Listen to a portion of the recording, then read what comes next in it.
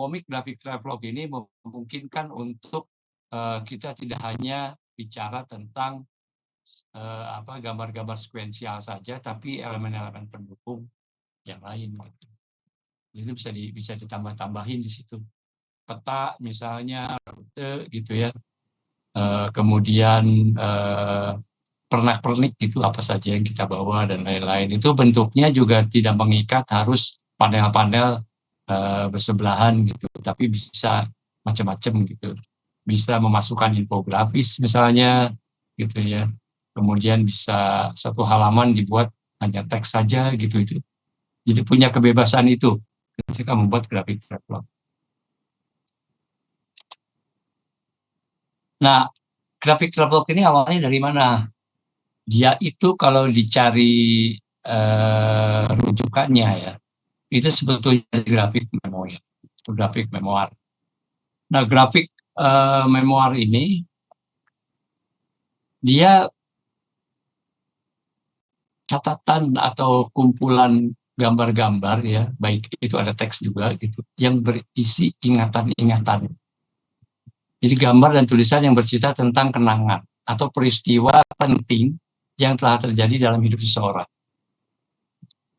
Nah, grafik memoir ini bisa topiknya ya, bisa tentang kisah masa kecil, bisa tentang cerita kita growing up, jadi dewasa, bisa tentang relasi hubungan kita dengan keluarga, dengan teman gitu ya.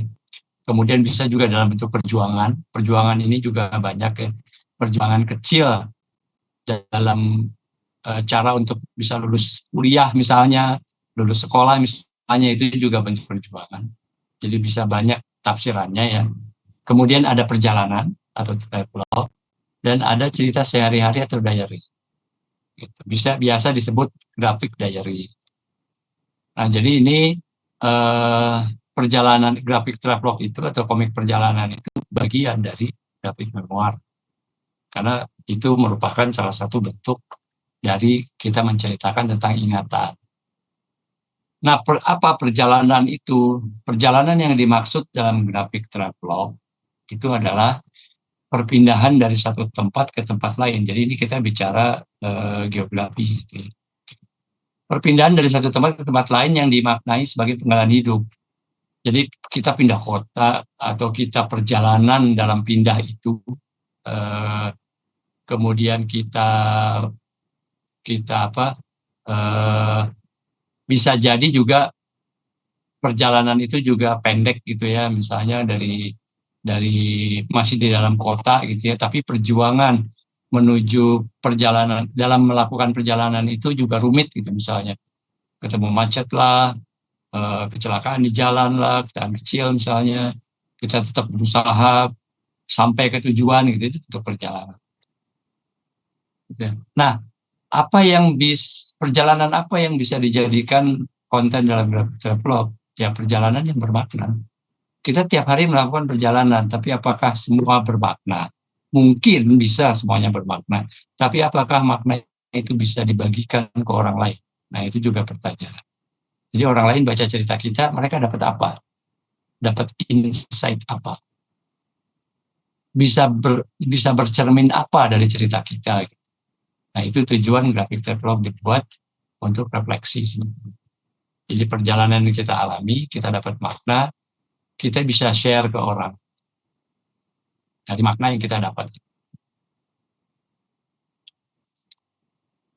Nah, kemudian jenis perjalanan ya, kita balik dulu ke masa lalu gitu ya. Dulu perjalanan itu dilakukan itu besar-besaran, jadi ekspansif. Abad 15 itu perjalanan itu disponsori oleh kerajaan. Jadi orang-orang yang menjelajah dunia gitu ya, menggunakan kapal besar itu dalam rangka untuk ya, perluasan wilayah gitu ya, imperialisme. Kemudian ada kolonialisme juga gitu ya. Kemudian ada yang memang untuk berdagang saja gitu, dan ada juga penyebaran agama. Jadi ini yang dilakukan zaman dulu itu perjalanan itu begini. Karena butuh modal besar gitu ya. Nah, perjalanan yang individu itu juga sebetulnya sudah dilakukan zaman dulu, tetapi eh, dia numpang ke kapal-kapal besar itu, seperti Ibnu Batuta. Itu Ibnu Batuta itu dia perjalanannya motivasinya pribadi, tapi dia ngikut-ngikut ke ke kapal-kapal besar itu. Nah, motivasinya itu bukan untuk menjajah, bukan untuk mencari wilayah-wilayah yang bisa dikolonialisasi, bukan juga menyebarkan agama, bukan juga berdagang, tapi dia untuk mencari pengetahuan baru, untuk belajar. Maka si Ibnu Batuta ini dia mencatat perjalanan-perjalanan itu, dan perjalanan itu catatannya dia itu bisa dijadikan rujukan sejarah. Maka kita bisa tahu bahwa di Nusantara ini kerajaan Islam pertama adalah kerajaan Samudra Pasai karena dari catatannya Ibnu Batuta. Itu dengan demikian ya, grafik travelog gitu atau grafik memoir dalam satu kondisi dia adalah sejarah gitu. Minimal dia menceritakan sejarah pribadi seseorang gitu. Nah, kalau dalam cerita itu dia menyaksikan sesuatu dan dia memasukkan ke dalam ceritanya, maka peristiwa itu adalah peristiwa yang dicatat, disaksikan oleh si pembuat grafik travelog ini. Jadi itu eh, apa eh, pengetahuan dasarnya dari cerita-cerita tentang perjalanan dan grafik travelog. Oke, nah di era modern motivasi perjalanan ini juga sudah berkembang gitu ya. Sudah ketika sistem transportasi itu sudah mulai mudah, sudah mulai bisa dijangkau, kebutuhan sandang, pangan, papan manusia sudah tercapai gitu ya, sehingga mereka punya kebutuhan lain untuk hiburan misalnya atau yang lain-lain lah selain memenuhi kebutuhan dasar. Mereka perlu rekreasi atau refreshing. Mereka juga perlu pendidikan yang bisa aja pendidikan itu ada di tempat lain gitu. Jadi harus belajar ke satu tempat. Bisa juga ibadah, misalnya perjalanan haji gitu. Perjalanan mengunjungi tempat-tempat yang dianggap eh, lokasi untuk ibadah gitu. Atau juga ada yang memang hanya wisata atau melancong. Kemudian ada yang memaknainya sebagai petualangan. Jadi dia memang bersusah payah gitu. Jadi seperti orang naik gunung, itu sebetulnya dia bisa mengatasnamakan rekreasi, tapi perjalanan yang sesungguhnya adalah petualangan karena dia harus menaklukkan alam, dia dan menaklukkan diri sendiri gitu. Jadi itu eh, lebih ke petualangan. Atau dia aventurir, dia melakukan perjalanan ke kota-kota yang dia tidak kenal gitu. Nah, kemudian juga silaturahmi atau kekerabatan. Jadi ada saudara yang di luar kota, di luar negeri misalnya, di luar provinsi gitu ya, kita mengunjungi dan lain-lain, itu juga motivasi perjalanan era modern. Dan yang terakhir, ini yang sedang digalakan sebetulnya adalah pengalaman budaya. Jadi kegiatan-kegiatan wisatawan itu sekarang bukan hanya melihat keindahan tempat lain atau efeknya itu refreshing untuk diri sendiri, tidak. Tapi dia mencari pengalaman baru, mencari pengetahuan baru dengan perjalanan itu. Jadi ada pengalaman, ada apa ya, ada kegiatan mengalami gitu. Jadi di satu daerah ada kegiatan tertentu, dia ikut mengalami. Jadi dia belajar bagaimana masyarakat setempat memaknai sesuatu gitu. Jadi itu sekarang yang berkembang gitu. Oke, saya akan mulai masuk ke sejarahnya grafik travelog di Indonesia. Jadi kalau kita lihat ini tahun 2012 ya. Ada satu buku terbitan dari penerbit Curhat Anak Bangsa. Itu yang mendirikan salah satunya adalah Tita Larasati. Dia sudah menggunakan label grafik travelog. Jadi ini di kanan itu di sudut, kalau di sini kiri ya. sudut kiri itu, kiri atas ya, itu sudah ada brandnya Graphic Travelogue. Nah ini yang menggambar Lala atau Sheila Roswitha. Dia menggambar pengalaman perjalanan orang lain. Gitu. Jadi Trinity sama Elastiani itu melakukan perjalanan ke Turki. Cerita perjalanannya itu diceritakan ke Lala dan Lala menggambarnya gitu. Gitu. Ini bisa dianggap sebagai grafik travelogue pertama karena ada brandnya. Tetapi Lala sendiri sebetulnya sudah pernah membuat komik pendek bertema perjalanan gitu. Itu di salah satu bukunya dia yang terbit tahun 2009. Tapi brandnya itu Graphic Diary. Jadi masih ikut brand yang dibuat oleh Tita. Tita yang di bawah yang curhat Tita. Gitu. Nah di Lala itu dia menceritakan perjalanan. Itu kan komik itu kumpulan-kumpulan cerita gitu. Salah satunya cerita perjalanan. Jadi kalau dari segi penceritaan Lala sudah memulai gitu di bukunya dia sendiri. Tetapi sebagai brand Lala memulainya lagi dengan cerita punya Trinity. Gitu. Nah sebelum itu eh, grafik diary itu mulai dipopulerkan oleh Tita. Jadi Tita ini tahun 2004 tuh pameran di Erasmus Swiss di Jakarta. Dia memamerkan buku-bukunya yang isinya itu komik sekuensial dia, cerita kesehariannya dia di Belanda. Jadi Lala ini punya kebiasaan, dia kalau mengabari keluarganya di Jakarta gitu ya, pada saat dia di Belanda, itu kirimnya pakai faksimile, tapi isinya gambar gitu. Jadi dia menggambar ini hari ini pagi ini ngapain, kemudian selanjutnya ngapain dan itu dalam bentuk gambar. Jadi Tita sudah melakukannya eh, sebagai keseharian. Itu sebagai bentuk cara mengingat, cara mendokumentasikan diri, mendokumentasikan kegiatan diri. Jadi dengan menggambar lagi apa yang sudah terjadi itu ada proses mengingat, kemudian proses memvisualkan ingatan. Dan ini tidak mudah gini. Karena pertama kalau kita mau mengingat itu kan memori kita ini ada dua, memori jangka pendek dan memori jangka panjang. Yang jangka pendek ini dia bisa cepat hilang. Tapi kalau yang jangka panjang ini namanya juga jangka panjang, dia tersimpan dan bisa dipanggil kapanpun, gitu ya. Nah, bagaimana caranya agar tersimpan di memori jangka panjang? Peristiwanya harus berkesan.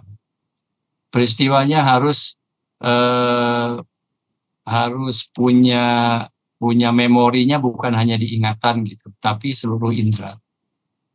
Jadi merasakan gitu, perasaan ikut, penciuman ikut, pendengaran ikut, bahkan sensor sensor kulit gitu ya, tubuh, lidah gitu itu merasakan sehingga memori kita tuh holistik pada satu hal. Jadi kalau kita mengingat lagi tuh kita juga mengingat aromanya kayak apa gitu,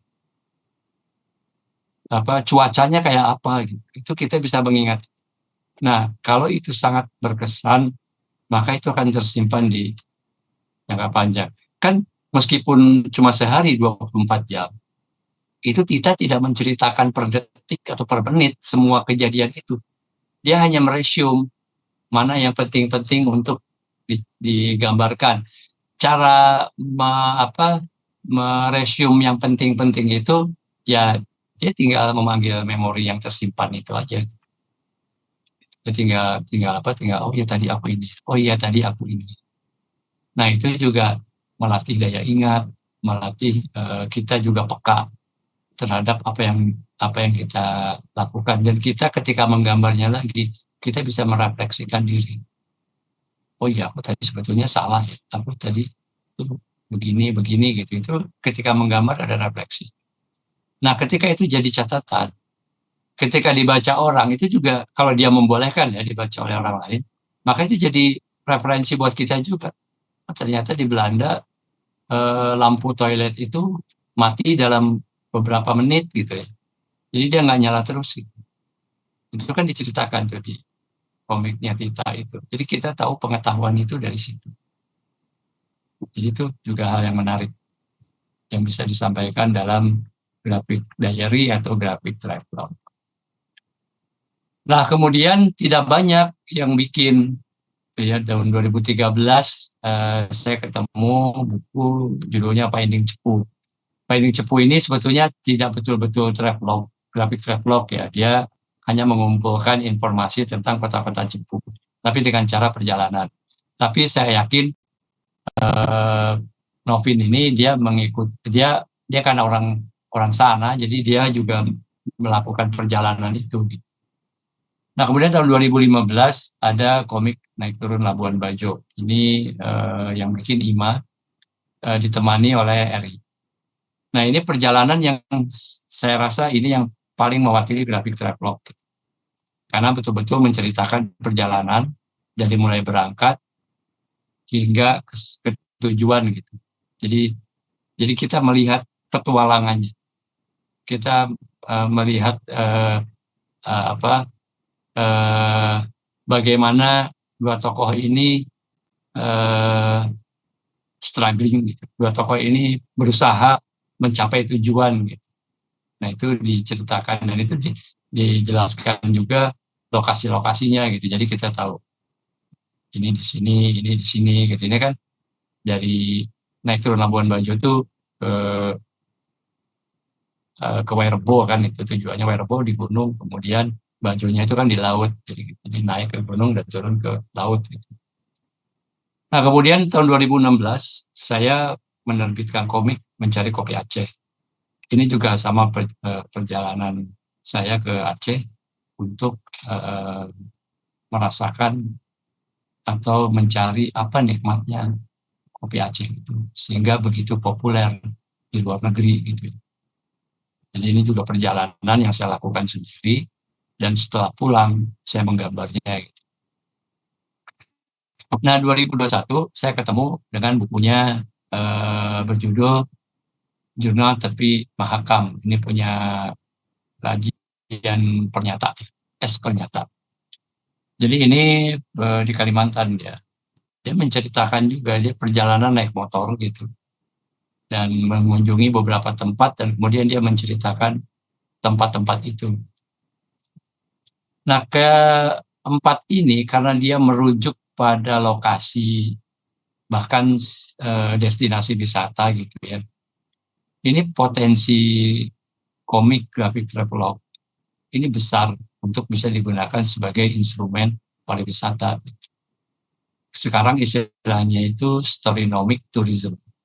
Jadi promosi pariwisata itu sudah tidak lagi menggunakan poster-poster, banner-banner gitu ya, atau flyer gitu. Jadi sekarang sudah beralih ke storytelling, ke penutur gitu. Itu yang lebih bisa lebih bisa relate dengan zaman sekarang. Jadi para YouTuber, para influencer, konten kreator gitu ya. Mereka itulah yang bisa bisa mempromosikan pariwisata dengan kondisi zaman yang uh, serba tuturan gitu. Jadi kita mendengar cerita itu lebih yakin, percaya, lebih cepat percaya ketimbang kita baca poster. Jadi ini memang satu sistem atau strategi marketing yang dianggap telah melewati era advertising gitu ya. Jadi dengan cara seseorang menuturkan di YouTube lah dia cerita, wah kemarin ke Labuan Bajo gini-gini dia cerita bla bla bla, orang tuh mendengar gitu. Itu kayak diceritain oleh teman gitu. Jadi itu akan lebih menarik untuk dia tergerak gitu. Ketimbang kita bikin poster atau baliho gitu ya. Kunjungilah, datangilah gitu. Apa gitu. Itu sudah lewat gitu masa itu. Meskipun boleh-boleh saja dibuat. Nah, jadi ini sangat-sangat potensial komik grafik travelog ini. Saya rasa komikus juga punya peran sebagai storyteller ya. Dia juga bisa mempengaruhi para pembaca gitu ya untuk eh, bisa menjadi salah satu penyampai informasi dari destinasi wisata gitu. Meskipun tujuannya bukan itu.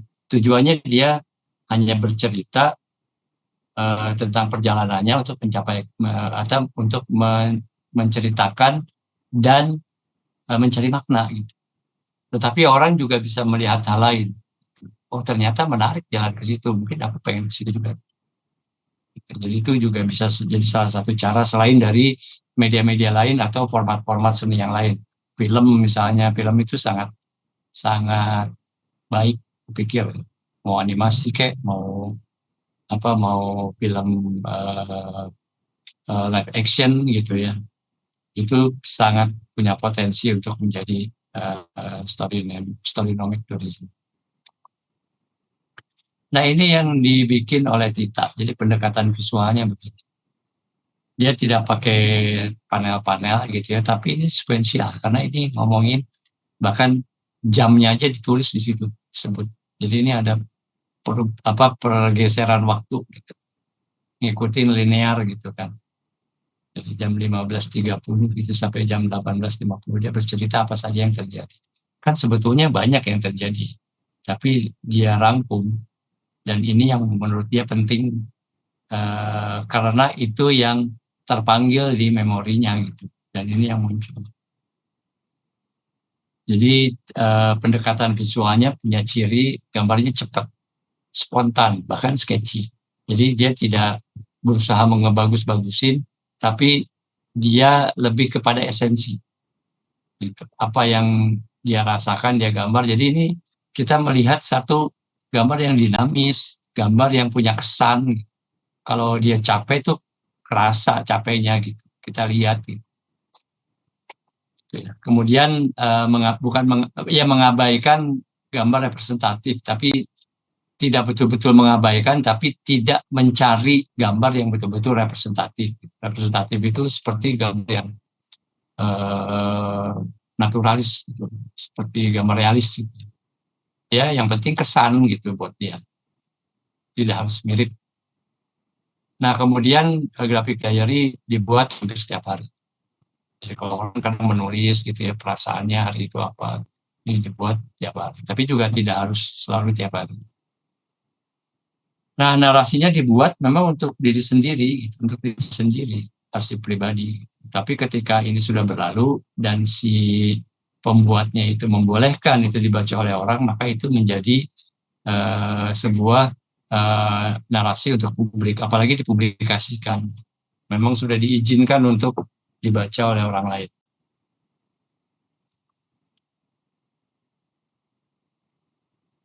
Nah, ini juga salah satu penerbit eh, salah satu terbitan dari Curhat Anak Bangsa dari apa penerbitnya Tita itu eh, ada sebetulnya 7 ya, antologi 7.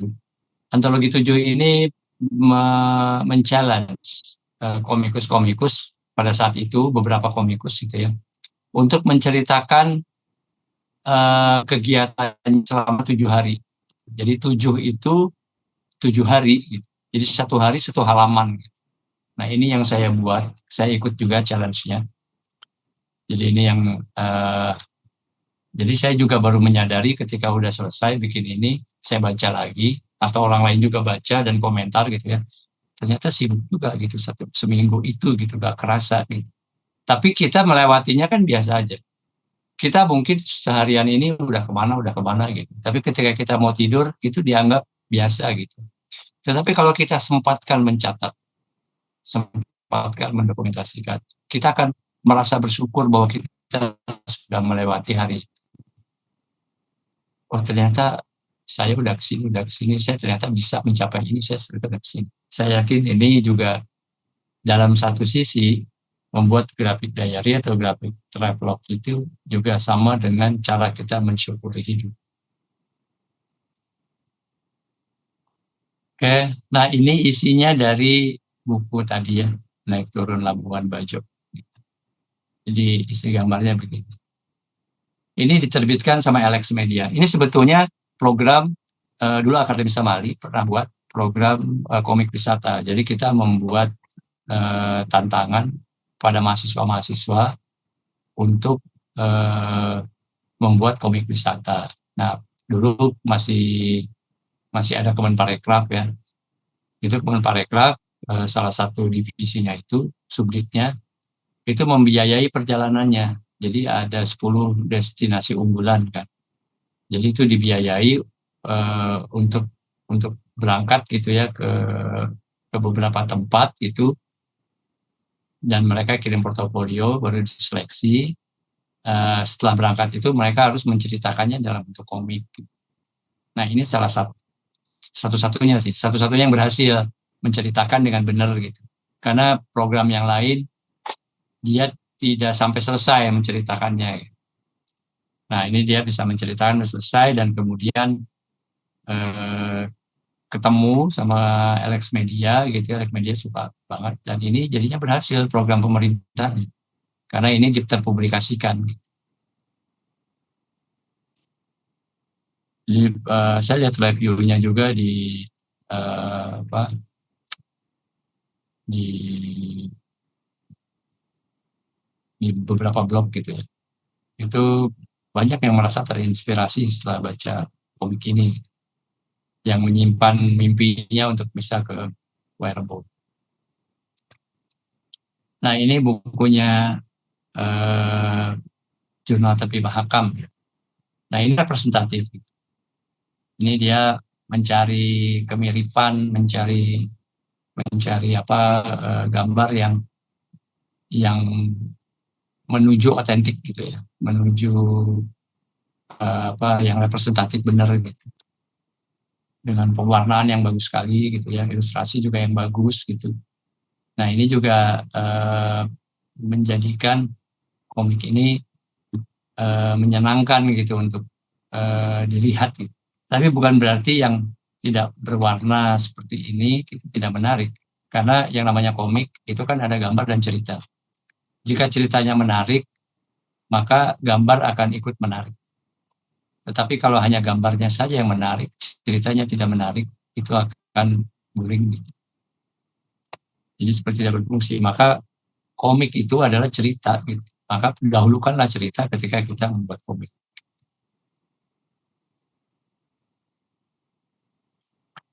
Nah, ini masuk ke teknis ya, graphic development. Jadi graphic development itu cerita non fiksi dan non dramatik. Jadi dia tidak karangan, bukan berupa karangan, dan tidak sengaja didramatisir. Dia apa adanya.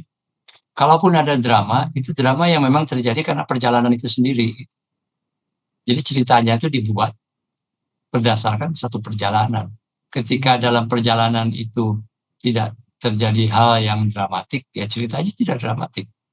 Tetapi ketika di perjalanan itu terjadi dramatik, maka itu bisa jadi ceritanya dramatik, menarik. Kita perlu share ke orang. Nah, ada beberapa komik yang berusaha seperti graphic develop, tapi dia mendramatisir. Jadi dia membuatnya fiksi gitu. Meskipun dia melakukan perjalanan ke kota itu. Banyak contohnya. Ada beberapa yang sudah terbit juga ya, yang menyebutkan satu daerah gitu. Dan kita lihat itu ceritanya itu 60% fiksi, dan dia hanya mencomot-comot lokasi aja gitu. Dalam konteks marketing kepariwisataan itu tidak apa-apa. Tetapi itu tidak dalam wacana graphic travelogue. Jadi dia isinya pengalaman empirik. Pengalaman empirik ini ingatan, kesan gitu ya, pada satu hal, termasuk dari perjalanan itu sendiri. Apakah menyenangkan, maka komiknya bisa jadi menyenangkan. Apakah penuh penderitaan, itu komiknya bisa jadi penuh penderitaan. Kalau kita baca komiknya Marjane Satrapi, judulnya Persepolis ya, itu cerita pengalaman empirik Marjane Satrapi saat remaja gitu. Jadi ketika terjadi revolusi Islam di Iran, dia itu melakukan perjalanan sendiri, dia mengungsi ke Paris. Nah, perjalanannya itu dan situasi di Iran digambarkan gitu. Itu gambarnya kartun, sederhana gitu. Tetapi dia menceritakan persoalan yang tidak sederhana gitu. Dan persoalan hidup. Dia buat gitu dan kemudian ya dia akhirnya bisa sampai di Paris itu dan sekarang menjadi seniman gitu ya. Dia Persepolis itu juga sudah dianimasikan bagus. Termasuk juga komiknya Josako yang menceritakan eh, tentang Palestina gitu ya. Jadi dia melakukan perjalanan di Gaza itu dibuat komik gitu dan itu dianggap sebagai komik jurnalistik bahkan komik reportase gitu. Meskipun dia gambarnya bagus gitu. Tetapi dia tidak mencari representatif seperti foto. Cuma dari gambarnya, dari garis yang dibuat, kita bisa merasakan rumitnya perjalanan itu, penuh kesannya, penuh menceritakan derita gitu ya, itu bagus. Kemudian tokoh atau penokohan, setting lokasi dan waktu adalah elemen realitas. Jadi itu bukan karangan, itu bukan tempat fiktif gitu, itu bukan waktu yang atau peristiwa yang belum pernah ada gitu. Itu sudah terjadi gitu. Jadi datanya itu otentik, representatif. Jadi tadi misalkan menyebutkan Labuan Bajo, ya Labuan Bajo ada daerahnya nama Labuan Bajo. Secara geografis ada, jadi real gitu. Tokoh yang melakukan perjalanan ada. Bahkan kalau dia bertemu dengan orang di jalan, itu dia ceritakan orang itu juga ada. Nah kemudian yang ketiga mengutamakan kejujuran. Jadi ini tidak ditujukan untuk sensasi. Nah ini juga kita lihat karakter-karakter beberapa komikus. Bisa mungkin kembali ke sini ya. Nah ini kan ada antologi 7 gitu. Ada di salah satu antologi itu dia mencari sensasi. Jadi dia tidak menceritakan keseharian atau makna sehari-harinya gitu. Dia sensasi aja gitu.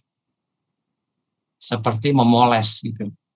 Padahal maksudnya dalam diary atau graphic travelogue itu kita tidak memoles apa-apa.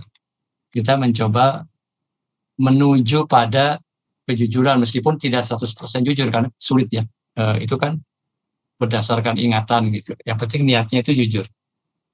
Eh, Pasti di dalam penceritaan itu ada yang hilang, ada yang lupa gitu ya. Ada yang memang kita tidak perlu sampaikan. Gitu. Ada hal-hal yang orang lain tidak perlu tahu masalah ini. Gitu. Jadi itu eh, apa dipikirkan untuk kepentingan publik ketika ini mau dipublikasikan. Nah, kemudian yang keempat adalah menemukan dan membagi makna. Jadi cermin refleksi. Yang pertama itu makna untuk diri sendiri dulu. Kalau makna diri sendiri tercapai, maka kita bisa share makna itu ke orang lain. Orang lain dapat membaca apa, mendapat ilmu apa, atau mendapat referensi, mendapat refleksi apa dari cerita kita.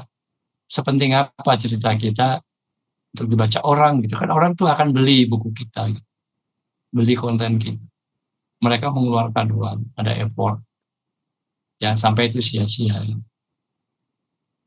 Kemudian yang terakhir adalah berbagi informasi. Ini juga penting. Jadi kalau tadi konteksnya dengan marketing pariwisata, maka informasi daerah itu penting. Jadi kalau ada orang mau mengikuti perjalanan kita, tujuannya minimal ya dia bisa baca dari situ. Kemudian juga informasi tentang culture setempat. Jadi kita ke beda provinsi, jangankan provinsi ya, dalam satu provinsi aja itu bahasa bisa beda atau dialek bisa beda. Apalagi ke provinsi lain kita ketemu suku yang lain gitu. Kita ketemu orang-orang dengan kebiasaan yang berbeda gitu. Itu interaksi virtual, gimana kita menghadapi itu. Jadi eh, sebuah hal yang kita perlihatkan bahwa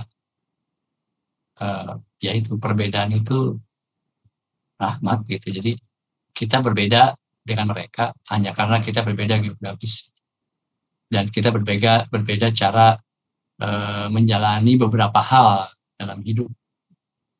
Nah, itu yang kita share. Jadi kita belajar dari perbedaan. Oke, kemudian nah ini contoh project punya saya ya, saya kerjain. Jadi ini mungkin sesi terakhir ini. Jadi saya sedang melakukan produksi komik gitu ya dari perjalanan yang sudah saya lakukan ke NTT. Yang tujuannya itu mencari kopi Flores. Jadi ini kelanjutan sebetulnya dari mencari kopi Aceh. Jadi di dalam pencarian ini itu memang lebih kompleks dari yang saya lakukan ke Aceh. Uh, ini rutenya, jadi saya sampaikan ini. Jadi ini perjalanannya 30 hari. Jadi saya dari Jakarta sampai pulang lagi itu kurang lebih 30 hari. Jadi saya kan Flores itu ada di NTT, Nusa Tenggara Timur. Ini aja banyak yang tidak tahu Flores itu ada di mana. Biasanya ketukar antara Nusa Tenggara Barat dengan Nusa Tenggara Timur. Banyak yang menyangka Labuan Bajo itu ada di NTB, Nusa Tenggara Barat. Jadi ini pun makna bagi saya adalah saya ingin mengenal eh, wilayah timur. Saya ingin memandang Indonesia dari timur. Karena selama ini kan saya tinggal di Jawa gitu. Jawanya pun Jakarta, Jawa Barat gitu ya. Ya saya pernah kuliah di Jogja. Itu kan saya nggak kemana-mana gitu. Itu daratan gitu. Eh, transportasinya ya kalau nggak kereta, mobil atau pesawat gitu. Pesawat pun dia tidak nyebrang lautan kan. Dan itu membuat saya menjadi Jawa sentris. Jadi saya memandang sesuatu itu dari sudut pandang Pulau Jawa gitu. Dan itu saya rasa tidak fair karena Indonesia ini kan luas gitu. Kita ke lebih barat lagi, maka ketika di Aceh saya bisa melihat perspektif orang Aceh meskipun saya tidak betul-betul memahami karena itu juga perjalanannya sebentar, tetapi minimal saya bisa tahu. Kemudian ke timur sekarang itu juga saya ingin melihat gimana sih orang timur tuh memandang Indonesia gitu. Dan bagaimana saya berada di posisi mereka. Jadi saya melakukan perjalanan itu ke Kupang. Di Kupang itu kabupatennya kan besar itu. Jadi saya ke beberapa tempat spot yang memang orang harus tahu spot itu gitu. Seperti misalnya di Molo.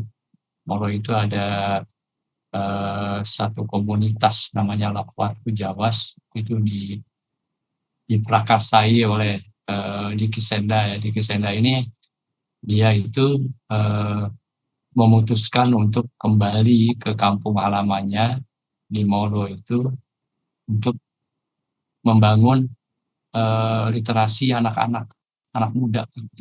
Dan juga lebih jauh dari itu dia akhirnya eh, membangkitkan lagi tentang keragaman pangan. Jadi ketika saya ada di sana tuh kan saya merasa ini ada satu yang salah. Ketika orang itu se-Indonesia harus makan nasi. Jadi orang makan nasi itu kan bentukan Orde Baru ya. Orang kalau makan nasi itu kayak sejahtera, ya. Punya beras itu kayak sejahtera. Padahal sumber pangan lokal itu bahkan bisa lebih bergizi daripada beras, daripada nasi. Dan itu bagus. Hasilnya bagus. Makan sagu itu bukan berarti miskin. Makan ubi, makan singkong, makan sorghum gitu ya. Itu tuh sebetulnya kalau dibiasakan, itu bisa bisa kita ini nggak punya ketergantungan pada beras. Jadi beras naik pun nggak masalah gitu. Nah dulu kan swasembada pangan tuh kayaknya semua harus disamaratakan gitu. Itu problem. Nah dan di situ juga ada ini ada gerakan yang di apa diprakarsai oleh Mama Aleta mempertahankan gunung marmer. Jadi gunung itu ditambang karena itu marmer semua satu gunung itu. Dia bertahan bertahun-tahun sehingga masyarakat itu juga mendukung dia akhirnya tidak jadi. Jadi itu juga inspiratif.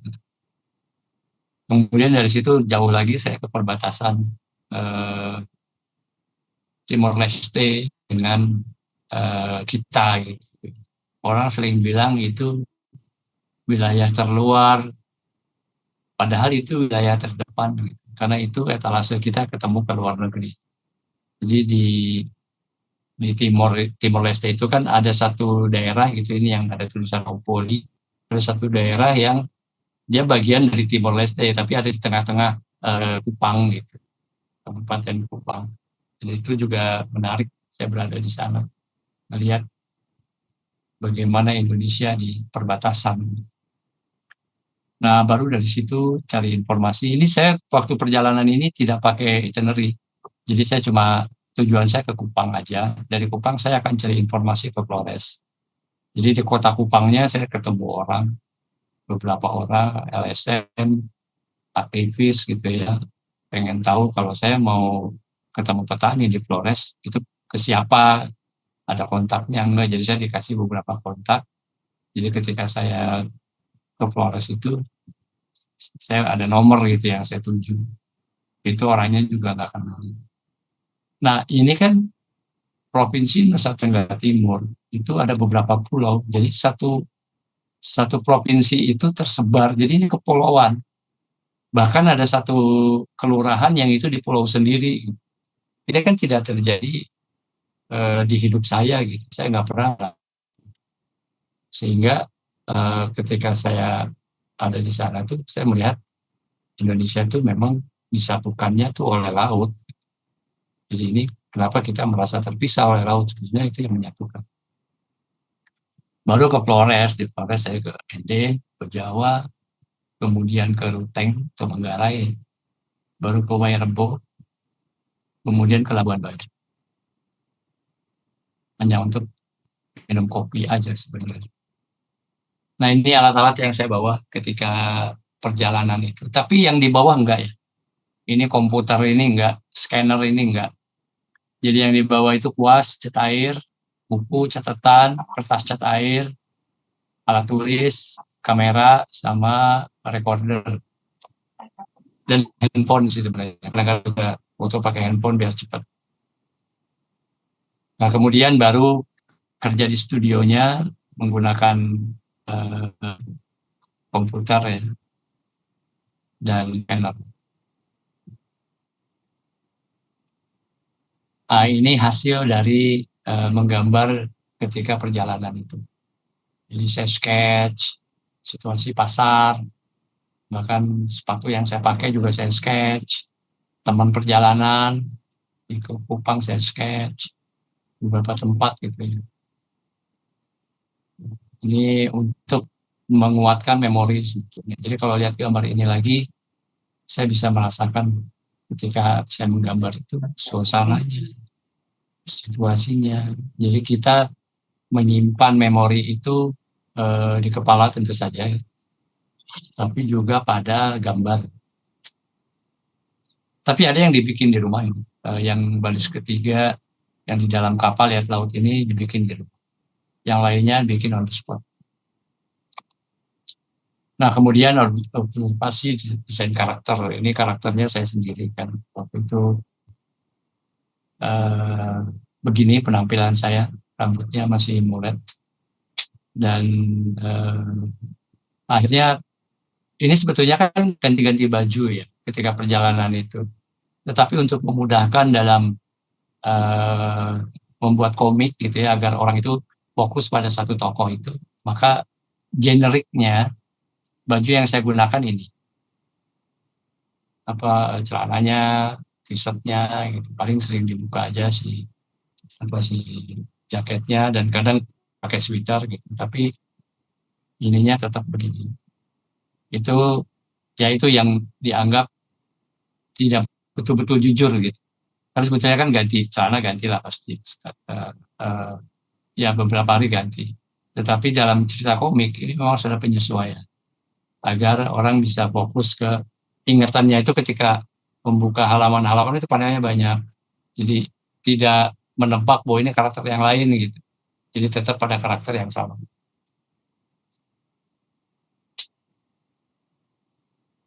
Nah, dari perjalanan yang saya lakukan, Jakarta, Kupang, Flores, itu kan sudah jadi cerita. Gitu. Sudah jadi cerita, maka saya tinggal nge-resume aja. Saya tinggal merangkum. Merangkumnya itu akhirnya menjadi plot point, storyline. Misalkan, uh,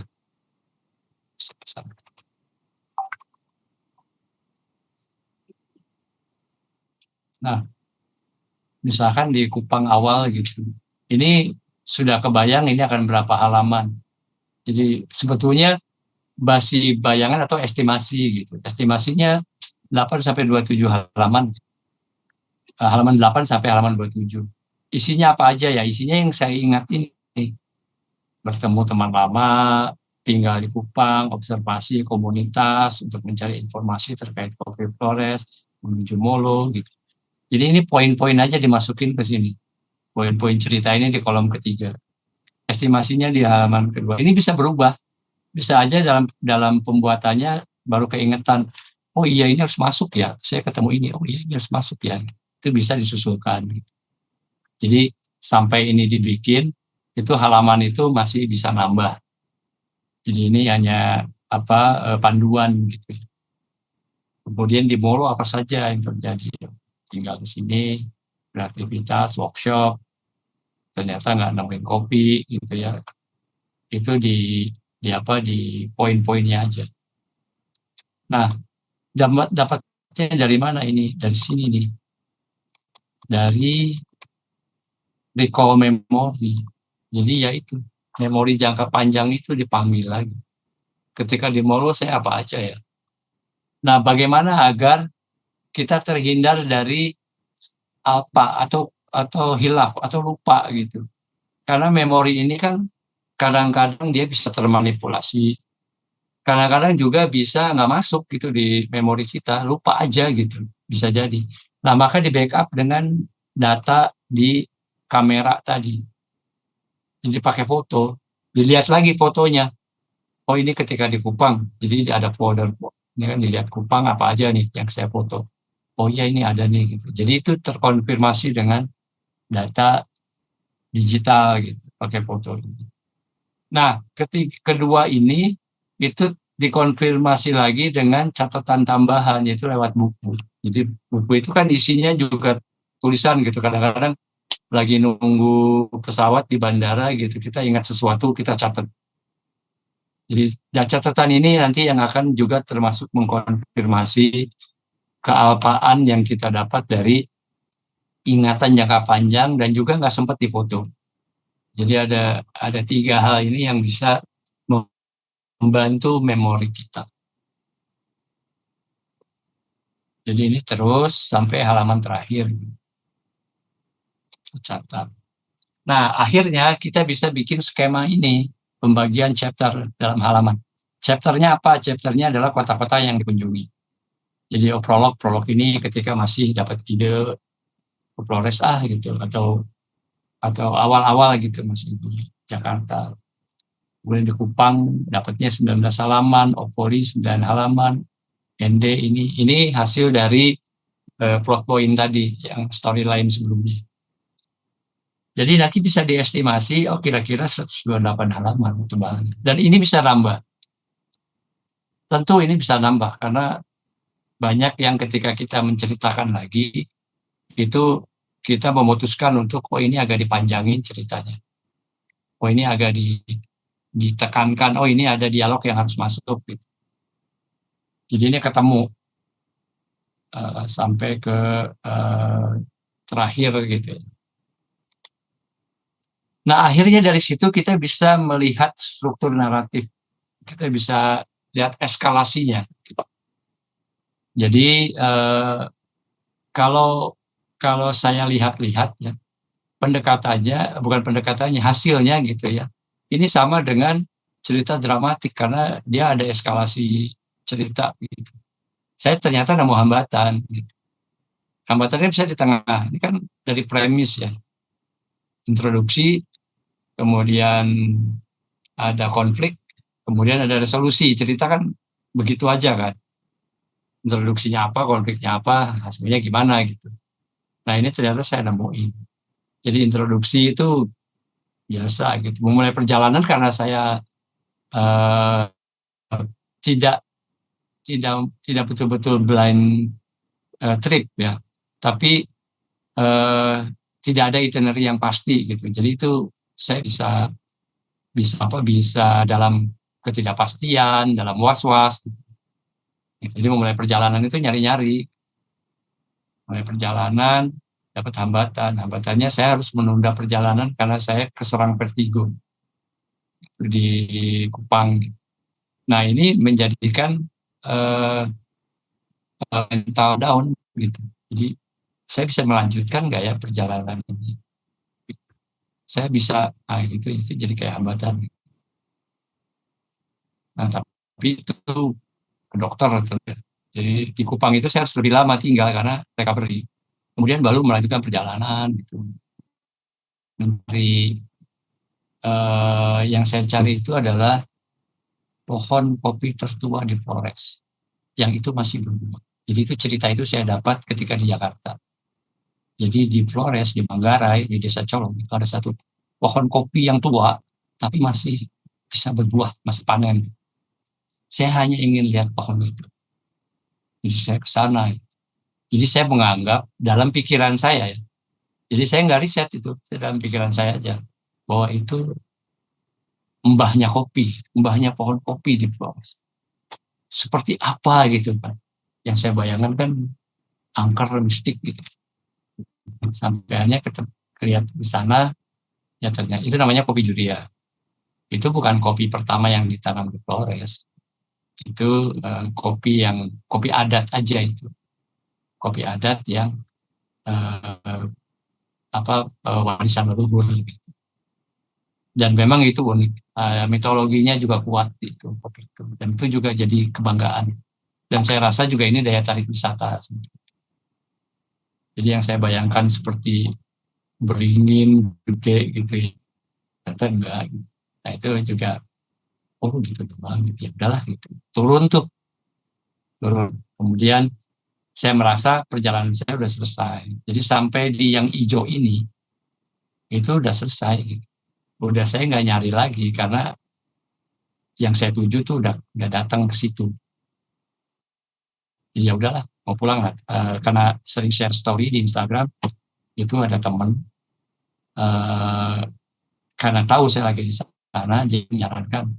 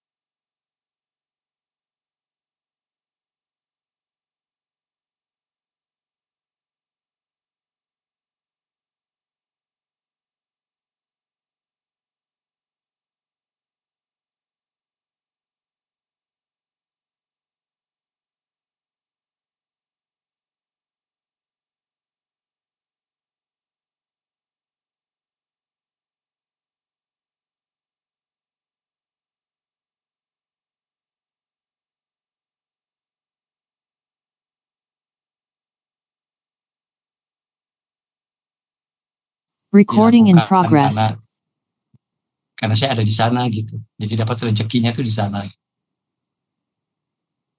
Itu, nah ini contoh komiknya yang saya buat. Jadi ini treatmentnya begini.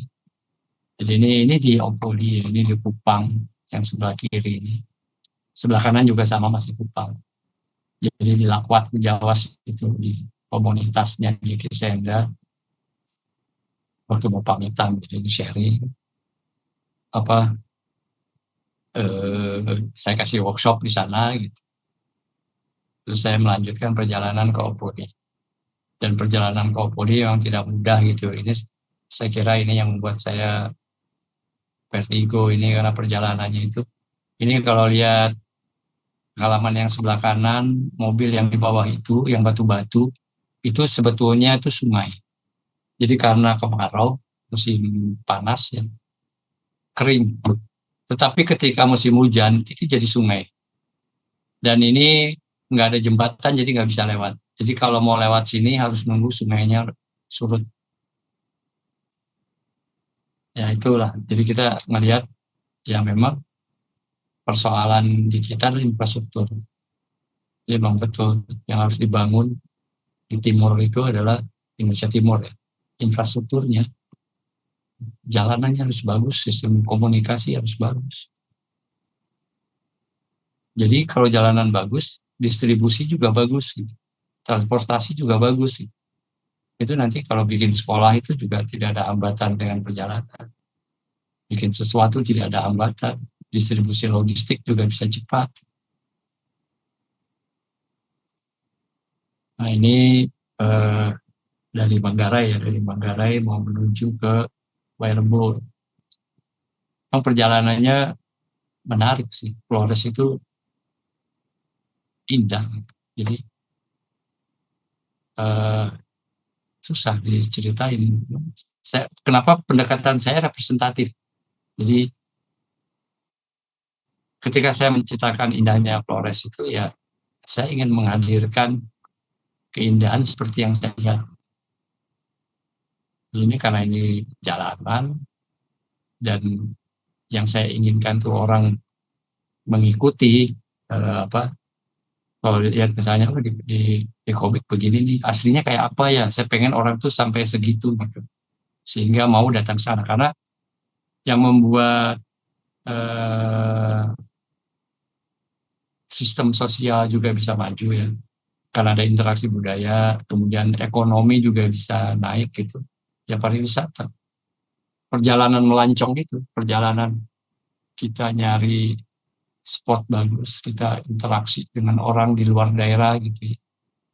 Itu kan kalau pariwisata tumbuh transportasi tumbuh akomodasi tumbuh hospitality tumbuh kuliner juga tumbuh jadi itu menumbuhkan ekonomi warga gitu.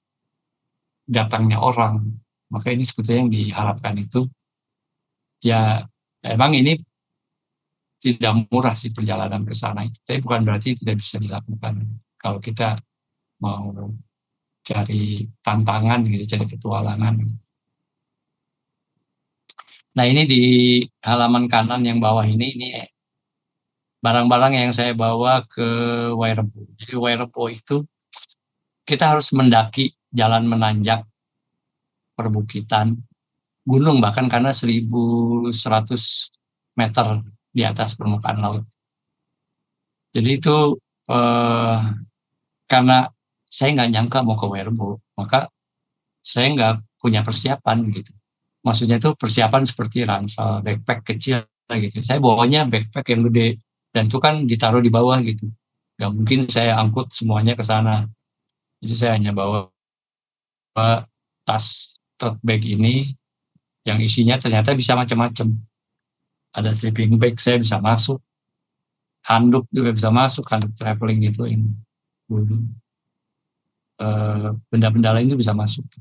Memang ribet bawahnya karena di apa di jinjing di inilah di bahu itu bahu kiri yang kanannya buat kamera ya 2,5 jam perjalanan sore karena itu kan sempat makan siang karena saya eh, naik ke atas itu tidak ada sinyal jadi di desa paling bawah itu tidak ada sinyal jadi itu mati eh, tidak bisa berkomunikasi dengan yang lain gitu ya dan saya juga nggak tahu arah gitu maka saya selesaikan semuanya itu di desa sebelumnya makan siang, sholat di situ. Sehingga ketika naik itu benar-benar hanya untuk naik. Dan ini juga tidak mulus karena di usia segini itu persoalannya bukan cuma pinggang, kaki, lutut pegal, tapi juga pernapasan pegal. Jadi sebetulnya ini saya menaklukkan diri sendiri. Bisa, bisa. Dan itu udah mau sore, jam 3 saya mulai naik itu, udah nggak ada orang naik gitu. Jadi saya praktis sendiri. Ya ada beberapa warga lewat gitu ya, tapi kan mereka cepet jalan, ada urusan. Ini jalannya jalan setapak. Jadi kiri lembah, kanan bukit. Nanti di sebaliknya juga gitu. Perjalanan itu untungnya nggak sampai gelap. Saya pokoknya karena saya nggak bawa lampu flashlight, kamera mungkin hanya dari handphone kalau mau ada cahaya gitu ya. Jadi saya tidak boleh sampai gelap ke atas. Ini juga berjuang menaklukkan waktu ya. Nah, ini juga salah satu contoh halaman yang ada di Manggarai. Jadi kopi mana itu yang saya lihat apa Kue Rebo. Kemudian dari sini juga informasinya itu banyak didapat tentang kopi Julia, tentang Colo, dan bahkan tentang rencana festival kopi Colo. Ini kan 2019 perjalanannya. Jadi 2020 itu mau ada festival kopi Colo. Saya ngobrol sama Pak Boni dan diundang lagi misalnya tahun depan kesini lagi aja karena ada festival kopi. Mungkin kamu bisa apa bisa bikin postcard, bisa bikin apa gitu yang terkait ini. Saya udah menyanggupi tahun 2020 pandemi. Jadi nggak bisa kemana-mana, festivalnya juga nggak jadi. Kemudian tahun 2022, 2023 ya, 2023 baru saya bisa ke Flores lagi karena festivalnya jadi, festivalnya dibikin. Jadi saya datang ke sana untuk melihat festival. Itu aja dari saya tadi. Terima kasih. Silakan kalau ada yang mau diskusi. Ini saya tutup ya. Ya, siap, Mas. Oke, wah, keren banget ya. Ternyata perjalanannya kalau tadi ngelihat di akhirnya malah jadi kayak hero's journey ya, Mas. Jadi apa secara storytellingnya itu. Ini ada di chat ada pertanyaan, Mas. Eh, yang pertama dari Mas Rian Jabu. Masih ada nggak Mas Rian Jabunya ya? Oke, aku bacain aja ya, Mas ya. Eh, saya Rian Jabu dari Lembah Colol Flores. Wah, dia dari Lembah Colol. Mau tanya, Bang. Ya ini saya udah ketemu nih sama Oh, Bang udah Rian ketemu nih. ya. Ya, Heeh. dia Kira, komunitas kreatif di sana. ya, so, Kasih udah datang. kira-kira sejarah yang hanya diwariskan lewat menutur bisa dijadikan acuan untuk sebuah komik nggak, Bang? Ya, aku langsung jawab ya tadi. Langsung jawab aja nggak apa-apa. Ya, itu sangat bisa, sangat bisa. Dan kupikir eh, orang-orang di sana seperti kamu itu yang punya kesempatan untuk menceritakan gitu. Karena sudut pandangnya sudut pandang dari orang yang mendapatkan cerita itu, Mhm. mendapati cerita itu dari kecil, dari apa dari lingkungan. Jadi sudah bisa lebih lebih apa lebih holistik gitu loh.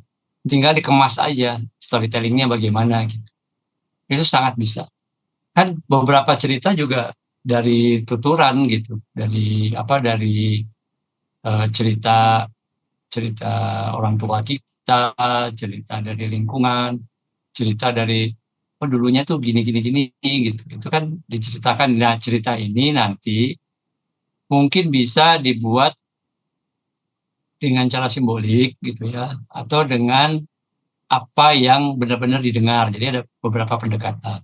Nah, ada lagi dengan penceritaan gaya modern gitu. Jadi dikaitkan dengan kekinian itu bisa. Jadi tinggal maksudnya kita mau apa yang mau diceritakan. Mhm. Itu kan hebat itu Mhm. apalagi dicolol ya tentang kopi Julia itu juga saya masukin sedikit karena saya dapat cerita dari Pak siapa namanya lupa saya namanya Pak Paulus ya kalau nggak salah cerita bahwa kopi Julia itu di, dilindungi oleh leluhur gitu. Leluhurnya itu merepresentasikan jadi apa jadi hewan pelindung. Oh itu kan cerita menarik dan itu kan itu kalau mau mau panen kopi Julia itu ada ritualnya. Nah itu bisa dicari itu latar belakangnya, konteksnya gitu di dalam komik sangat bisa. Dan memang tugas dari kita gitu ya sebagai orang yang mengetahui cerita itu, kalau kita punya kesempatan berkarya ya kita sampaikan dengan karya itu sangat bisa. Saya Ya, mendukung sekali. Terima siap, siap, kasih ya siap. Jabu sudah Ya, join. apalagi kan di apa ya, di Indonesia itu kebanyakan memang tutur ya Mas ya. Ya, Beberapanya nggak terekam dalam dokumentasi riset ya. Kebetulan kan aku juga kalau Mas Beng meriset kopi, kalau aku lagi meriset budaya Mas, tapi masih sekitaran Sumsel ya, Sumsel dulu karena ternyata banyak banget. Nah, ternyata itu banyak tutur. Bahkan aku sama dibantu ada dari budayawan juga di Palembang ini, itu memisahkan antara yang memang mitologi sama yang memang beneran asli gitu loh. Sampai sampai pada akhirnya eh, baru tahu ternyata di Sriwijaya itu ada abad kekosongan gitu. Nah, ke abad kekosongan ini yang paling banyak mitologinya gitu kan. Nah, itu yang apa terjadi. Nah, sayang bangetnya itu ada beberapa teman-teman mengkaryakannya itu dalam bentuk eh ini cerpen atau tulisan kayak gitu kan. Nah, tugas kita nih yang visual harus harus mendokumentasikan dalam bentuk visual. ya. Oke, bener banget gitu. Oke, ini ada berikutnya dari Mas Beng. Mas B mau ini apa open mic aja Mas? Itu aja nggak mau sih. Oh, dibacain aja ya. Oke. Mas Beng mau tanya nih, apakah komik perjalanan tidak boleh menampilkan sesuatu yang sifatnya fiktif atau imajiner? Apakah semuanya harus berdasarkan kejadian kejadian nyata yang dialami penulisnya? Gimana Mas? Oh. Ya, makasih Mas Bambi.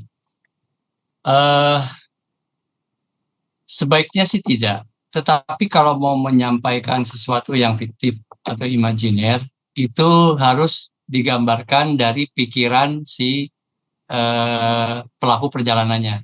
Misalnya gini, dalam perjalanan itu dia ketemu dengan orang misalnya. Orang itu cerita, eh, saya tuh pernah masuk hutan itu terus tersesat di situ. Padahal saya rasa tuh saya udah tahu hutan itu gitu. Itu Hmm. saya keliling. Nah, ketika si kita sebagai pelaku perjalanan mendengar cerita itu, kita kan berfantasi ya, atau mencoba menggambarkan apa yang dialami si orang yang bercerita ini. Nah, itu bisa dalam bentuk imajiner. Jadi ada satu halaman khusus yang kita gambarin aja dia ketemu apa gitu di situ, disesatin sama makhluk apa gitu dan lain-lain. Itu bisa. Itu penafsiran kita pada cerita itu. Tetapi bahwa orang yang berceritanya itu tidak boleh fiktif. Itu harus ada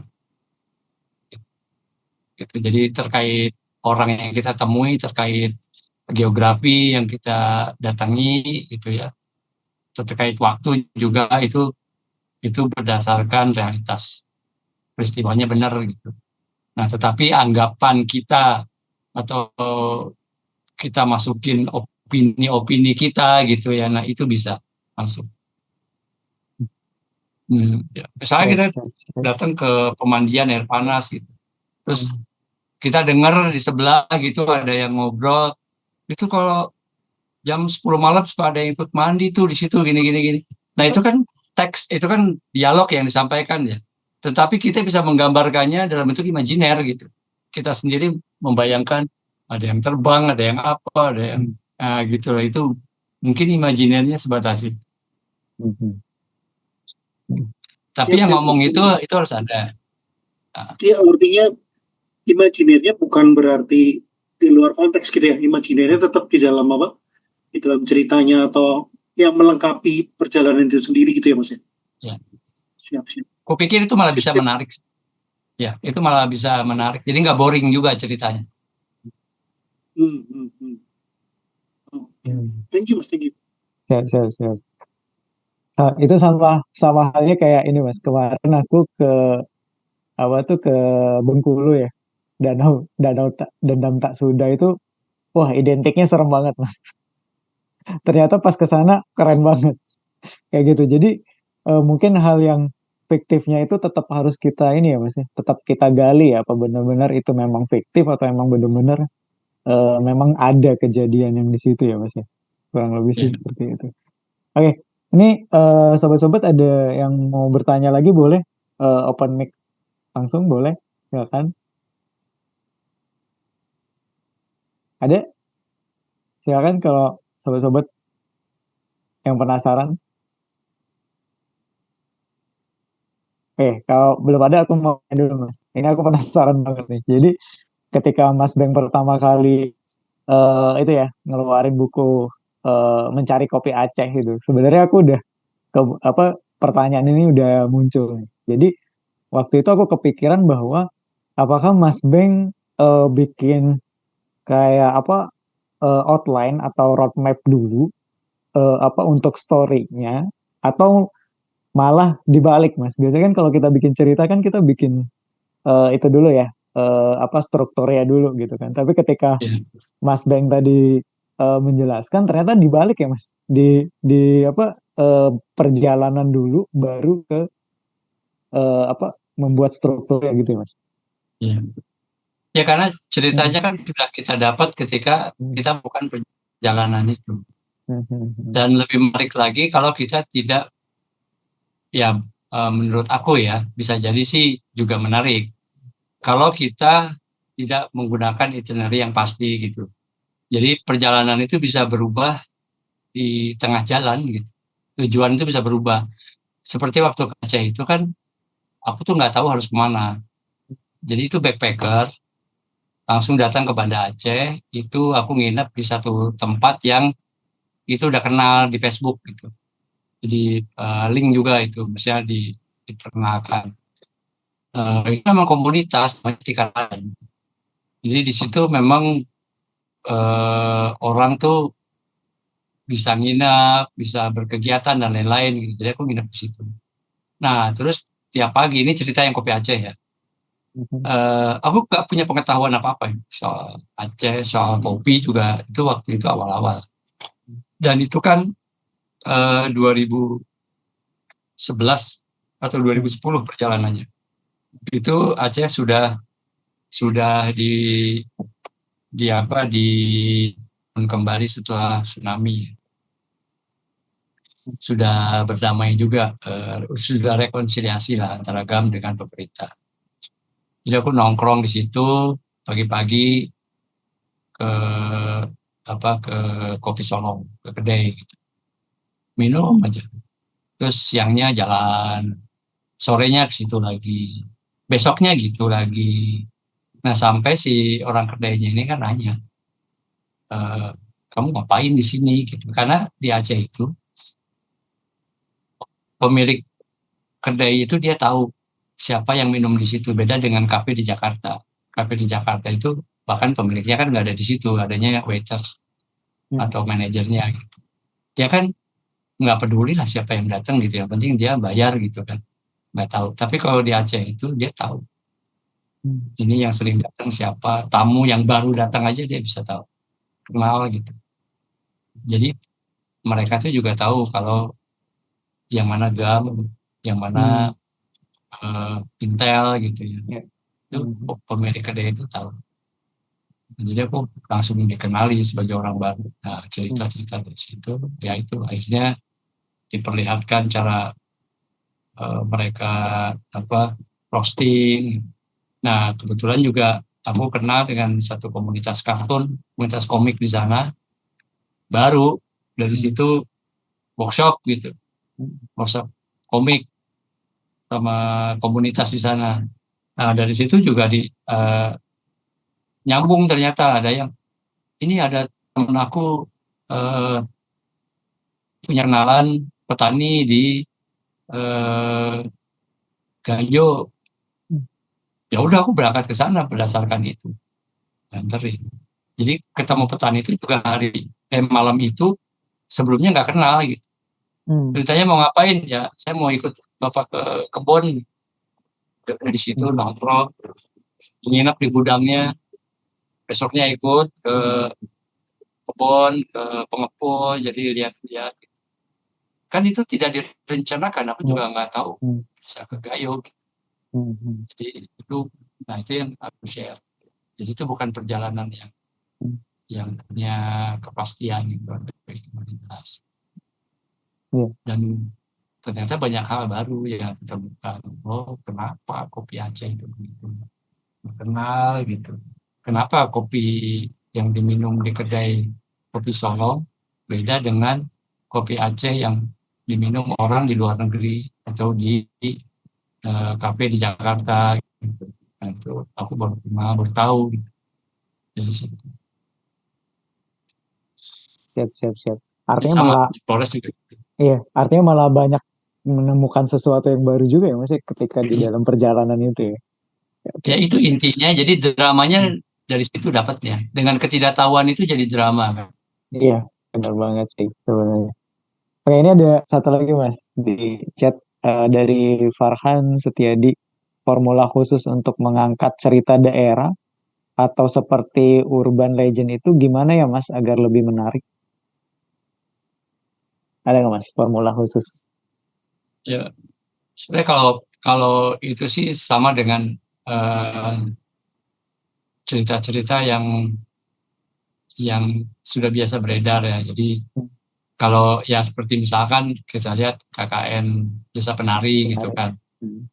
Ya cerita dari sekelompok mahasiswa yang itu biasanya dalam dalam rombongan itu ada yang sok tahu, ada yang mudah kerasukan gitu ya, ada yang nah itu penokohannya harus jelas. Jadi karakternya itu menentukan.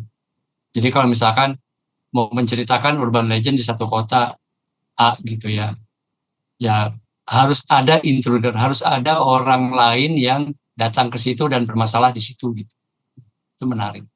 Kan konteksnya emang itu kan. Maksudnya eh, itu formula yang umum juga gitu.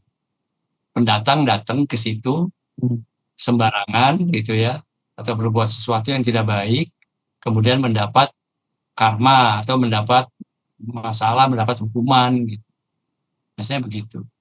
Atau dia dulunya warga situ, pergi kemana gitu ya, dipanggil pulang sama orang tuanya gitu, ketika datang ada masalah gitu. Jadi sama berangkat dari ketidaktahuan. Jadi si tokoh ini kan juga nggak tahu bahwa di situ tuh ternyata hantunya ada di pohon, hantunya ada di kamar mandi, hantunya ada di mana gitu. Berarti dari ketidaktahuan. Ketidaktahuan inilah yang membuat petualangan gitu, yang membuat penonton itu menjadi ikut tidak tahu.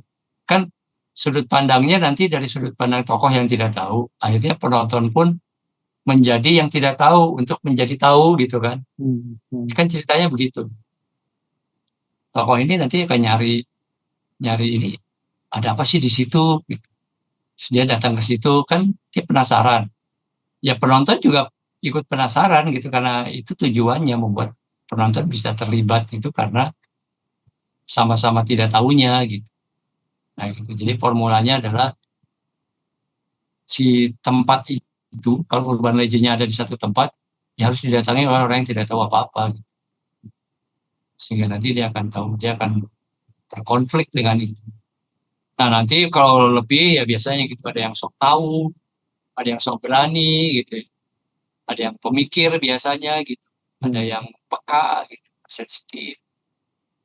Nanti konflik di antara mereka sendiri gitu. Padahal mereka punya konflik besar dengan si urban legendnya ini. Nah itu bisa jadi drama nantinya gitu. Tinggal cari ini solusi menghadapinya gimana, apakah dia mati, apakah dia selamat tapi hantunya ngikut gitu misalnya, atau ada sesuatu yang diselesaikan. Misalnya si penampakan itu kan kadang-kadang itu juga meminta penyelesaian gitu. Saya minta ditemukan gitu, saya menampakkan diri karena saya minta ditemukan jasad saya ada di satu tempat gitu kan. Setelah ditemukan beres kan gitu biasanya. Tetap ada resolusi Itu akhir juga ya Mas ya. ya itu ya, Hmm. kupikir itu memang formula 3 babak itu itulah masih umum. Hmm. Siap-siap. Ini apa mau open mic juga boleh Mas Farhan? Atau mau pakai chat? Kalau open mic boleh. Iya, iya jelas kalau Kamu membangun lagi perjalanan. Ya, jelas ya kalau membangun membangun suatu. suasana sudah pasti gitu. Suasananya harus dibangun, harus beda. Jadi kalau dia datang dari kota, suasana kotanya itu harus dibangun sehingga ketika dia masuk ke satu daerah, entah itu hutan, entah itu desa terpencil, itu jomplang gitu, itu berbeda gitu ininya. Nah itu terbangun suasananya. Jangan sampai kita menggambarkan di komik itu dia berada di kota dengan dia berada di lokasi yang jauh itu sama aja, tone color-nya sama gitu ya, dialognya sama. Nah maka pendekatan eh, pendekatan apa ya, ya semacam etnografi itu penting. Jadi dialek si orang-orang di desa itu tuh harus keluar. Kalau dia di Jawa harus ada bahasa Jawanya sedikit. Kalau dia di Timur ada bahasa Timurnya yang mencirikan Timurnya gitu. Itu harus berbeda, itu harus kelihatan. Jadi kita bisa yakin. Karena tugas dari pencerita ya, entah itu komik, entah itu film, itu kan make believe agar penonton atau pembaca itu ikut percaya gitu loh sama yang terjadi gitu. Kalau masuk ke satu desa gitu, terus apa cara ngomongnya dan lain-lainnya masih dialeknya kayak di kota gitu, itu kita nggak merasa kebangun suasananya gitu di sana. Itu harus dipikirkan. Termasuk setup lokasi juga ya Mas ya. Karena itu berpengaruh juga ya. Karena Iya, kalau pengaruh. kita Maka jangan jangan lupakan detail. Kadang-kadang kita suka suka tidak mau ikut ke detail gitu ya. Nah, detail-detail kecil gitu. ya, siap-siap. Piring piring makan misalnya itu kan juga berbeda. Meja makan kadang-kadang juga berbeda. Gitu. Susunannya, kamar mandi juga berbeda untuk menandakan misalkan ini WC-nya jongkok apa duduk gitu. Itu kan juga menentukan tuh kondisi satu daerah gitu. Itu juga harus di suasana itu bisa kebangun dengan detail-detail itu. Planting information itu penting, disebar aja. Siap. Oke deh. Eh, oke, terima kasih banyak Mas.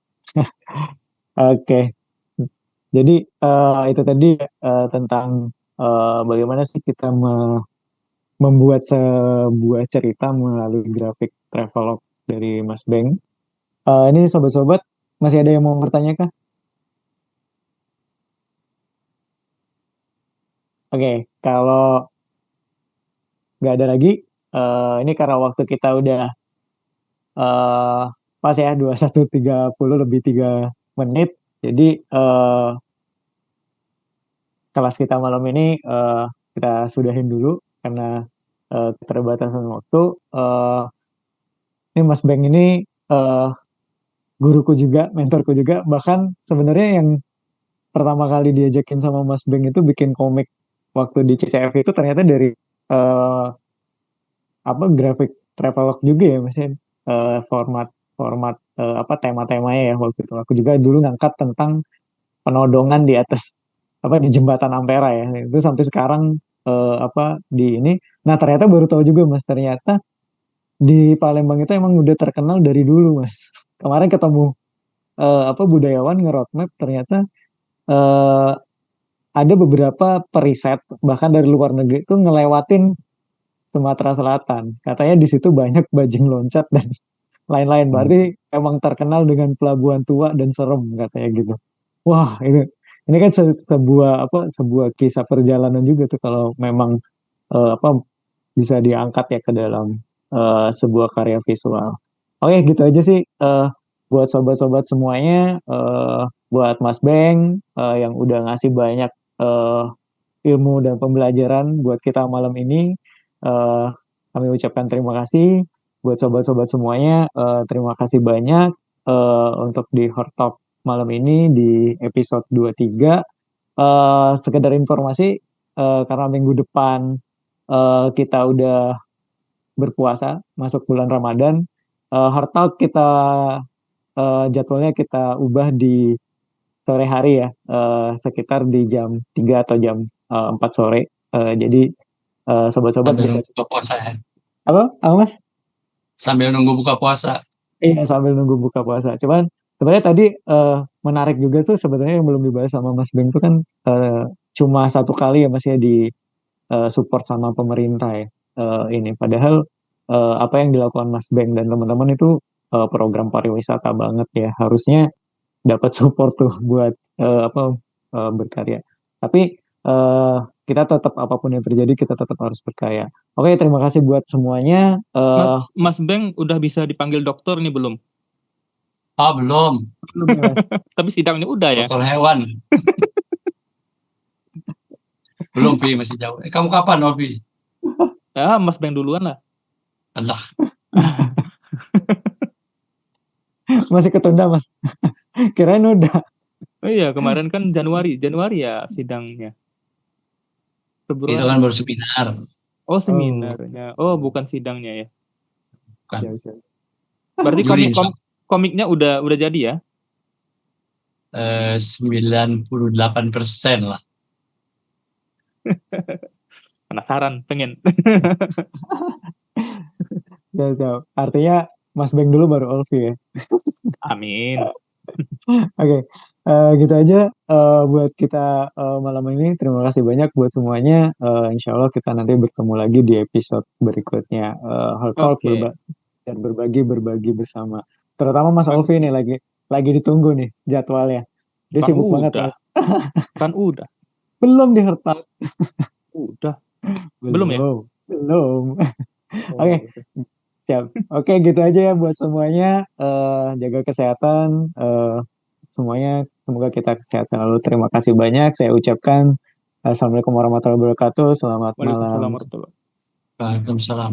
Mohon maaf lahir dan batin Terima juga. kasih. Ya, mohon maaf lahir dan batin karena kita mau Ramadan. Ya, selamat menunaikan ibadah puasa. Semoga Oke. kita sehat terus. Amin, Mas Beng. Ya, makasih banyak Mas Beng, Mas Alfi dan Mas Ya, Bang Aldi. Hadi. Terima kasih banyak. Ini saya close ya, Mas Beng. Terima kasih banyak. Oke. Recording